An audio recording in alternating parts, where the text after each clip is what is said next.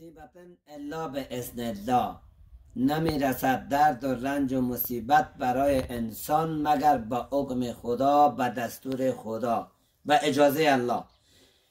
دوستا، انسان در حالت مصیبت 4 حالت داره. حالت اول همیشه این انسان خشمگین می باشد، بے صبری میکنه، اوقات تلخی میکنه، بسیار جنجال میکنه. حالت دوم صبر و بردباری میکنه. این آدم که صبر و بردبار است، واقعا مؤمن مسلمان صبر و بردبار است. حالت سوم راضی و خوشنود است به همین مصیبتی که برش رسیده است، این راضی و خوشنود است. و حالت چهارم شاکر و سپاسگزار است. آدم هم شکر خدا و سپاسگزاری را میکند. حالت اول که انسان با قلب خود با اندامش بے صبری اظهار ناخشنودی میکند، بے صبری هم به دل میکند به این شکل که چرا مرا پروردگارم رنجانیده. او آدم، پروردگار تو را نرنجانیده، پروردگار تو را امتحان میکند و تو بے صبری نکو و ناراحت نباش و احساس میکند که العیاذ بالله خداوند این مصیبت به یک ستم و یک ظلم رسانده. نه خیر، این تو نیست. این احساس هیچ وقت نکنه که. اما بسیاری بندگان خدا در وقت درد و مصیبتی که برشان میرسه بے صبری میکنن. در بے صبری خود باز همه تو گپای استفاده میکنن، استعمال میکنن که الله را خفه میسازن. اگر زن است اگر مرد متوجه از این بخش باشیم. و بے صبری به اندام به این صورت که در سرش میدنه، در صورتش میدنه، مویه خود میکنه، چیق میدنه، فریاد میکنه، اما بیفایده. نفر مرده، مصیبت آمده، این مصیبت کسی دور کرده نمیتاند، از طرف الله تعیین بود آمده. پس چرا در فرق ما میزنیم؟ چرا در سر صورت ما میزنیم؟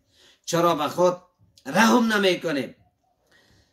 اما ناخشنودی و بے صبری حالتی که این آدم بسیار بی‌طاقتی میکنه در برابر ادینمی مصیبتی که به این رسیده است.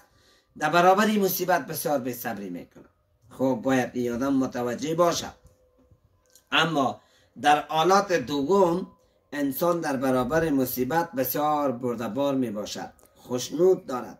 و این طریقه که اگر مصیبت برش ناگوار است دوست ندارد که، یعنی اتفاقا مصیبتی که آمده برای ادی آدم اما این بے صبری بکنه، بسیار بردبار است، بسیار با صبر است، بسیار با حوصله است. حالت سوم رضایت و خوشنودی به این است که با سینه باز و فراخ این مصیبت استقبال میکند که از طرف رب العالمین است. پروردگارم از من خفه نشد به طور کامل. این مصیبت وقتی که برش رسیده است اما بے صبری نمیکند، میگه الله از پیش من خفه نشد. حالت چهارم این است که مصیبت به او رسیده است، شکر خدا را میکند، اما طوری که هرگاه پیغمبر صلی الله علیه و سلم وقتی که یک امر ناگواری برش پیش میشد میگفت الحمدلله علی کل حال، حمد و ثنا و صفت پروردگار است به هر حال. پس در 4 حالتی که برای ما انسان بی‌طاقتی میکنه، مصیبت میرسه، کوشش کنیم صبر داشته باشیم، راضی از الله باشیم و شکرگزار در برابر نعمت الله باشیم و در سر و گریبان خود که پیامبر سلام منع کرده است که کسی به سر و گریبان خود بزنه، فریاد بکنه، اما مزد پاداشش از پیشش میره. الله ما و شما را از جمله صابرها بگرداند.